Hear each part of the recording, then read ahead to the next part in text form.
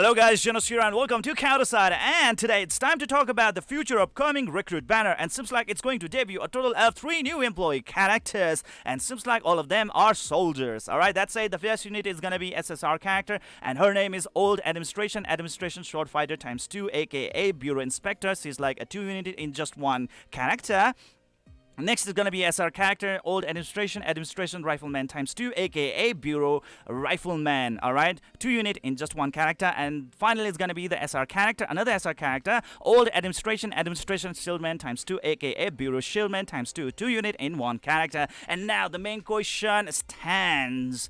Are they really good? Are we really supposed to prepare for them? Are they really gonna be those characters that might actually come up with a new meta, which might actually knock out the pre-existing meta, and they might actually be just really that hardcore units? Then well, let's check them out one by one. Let's review them one by one. But before that one, I would love to give a very big thanks and a very big shout out to this amazing guy known as Antilar from the Discord channel, because he has been a very great source for my information out there, and damn, I really love him. Anyways, that said, let's get this started. The first one is going to be Bureau Inspector, times 2 unit right over here. SSR unit, striker, role type, soldier class, and cost only 3 costs. So I would say already too good. Next is going to be a frontliner who focuses on doing damage.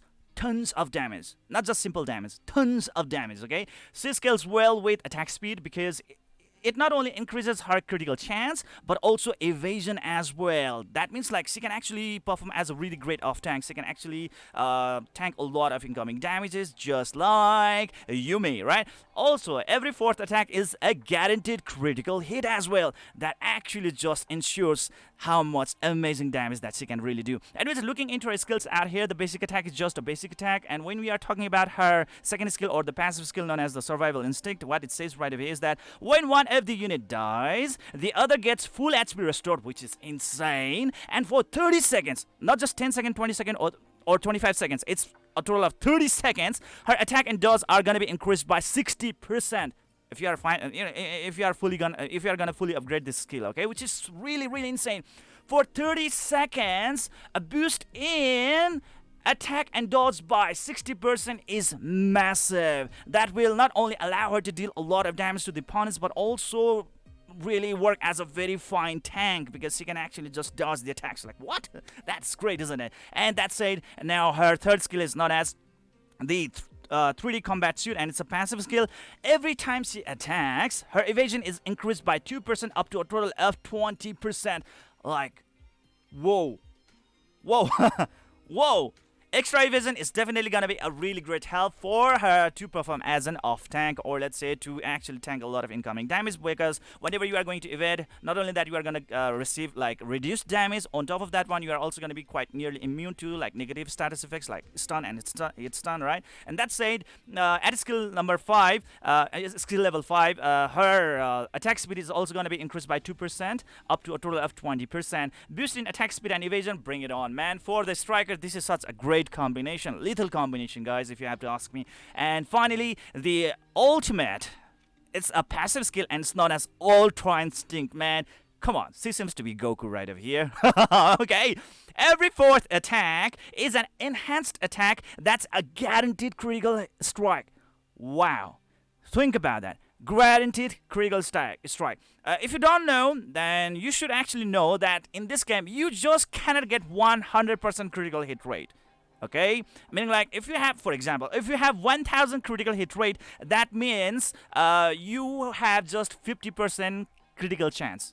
Okay, 1000 crit hit point means 1000 like 50% critical chance. I will actually make another video for that one. So anyways, having a ability to actually deal like critical strike for 100% chance at the 4th attack is actually pretty great. And at skill number level 5, the enhanced attack deals true damage as well. Like, oh my god.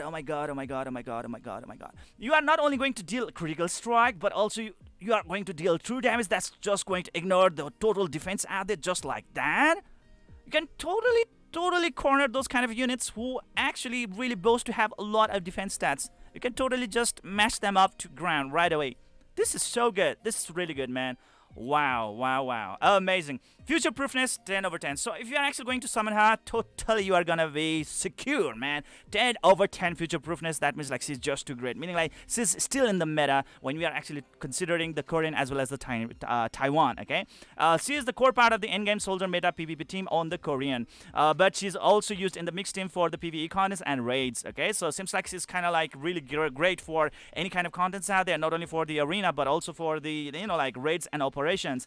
Potential impact on the SCA meta. So as soon as she gets dropped into our SCA version, she is actually going to be a 10 over 10 unit, like really, really good, okay? Together with Kong, because hey guys, he's a soldier type unit, right? And guess what Kong does? Kong can actually improve the attack power of the soldier type units by 20% and improve their damage reduction by up to 20%, which actually just gives you even more boost. Think about that.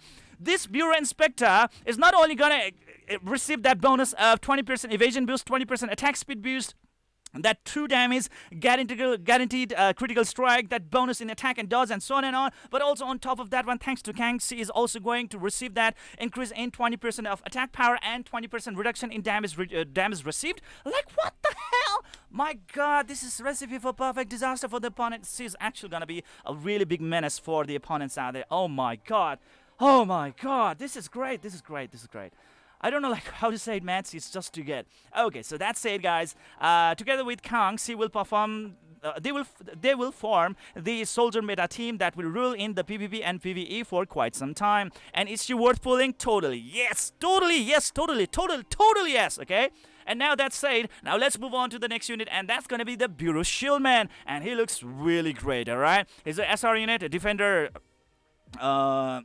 type soldier role, and only cost 2 cost, meaning like it's gonna be so easy to actually put him into the battlefield because it's only 2 cost, just like Ari Alford. Alright, but a little bit better. How? Let's look into this.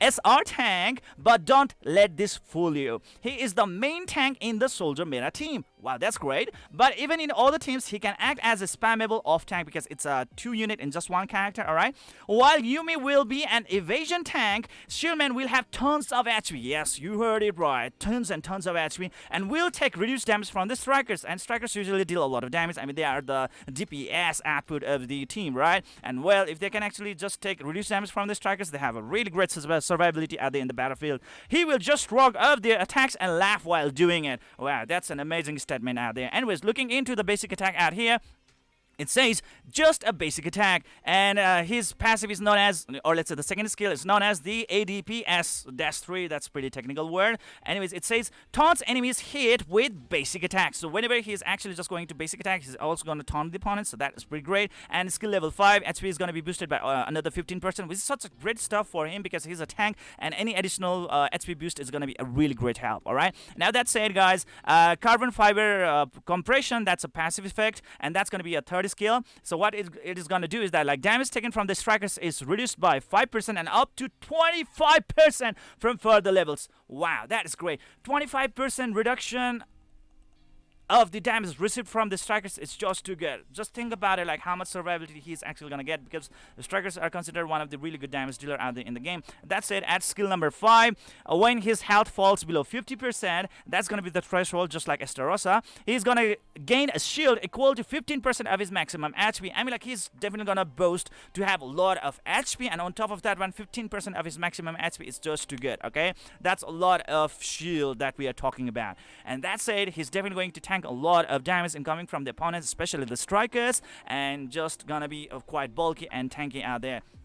And you should not be forgetting about the Kong, because like when Kong is in the team, she's gonna allow our Bureau ShiledMan to take 20% reduced damage, and on top of that one, this Bureau ShiledMan will also be able to like, what was that again? I just forgot. Yeah, 20% in like attack power, right? Boost. Yeah, there we go. Damn, my mind. Anyways, future proofness 10 over 10. He's considered one of the best SR ever released. That's how good he is. One of the best SR ever released in the game, and is still top tier in the Korean version. So that's how good he is. Pretty simple, but pretty effective, guys.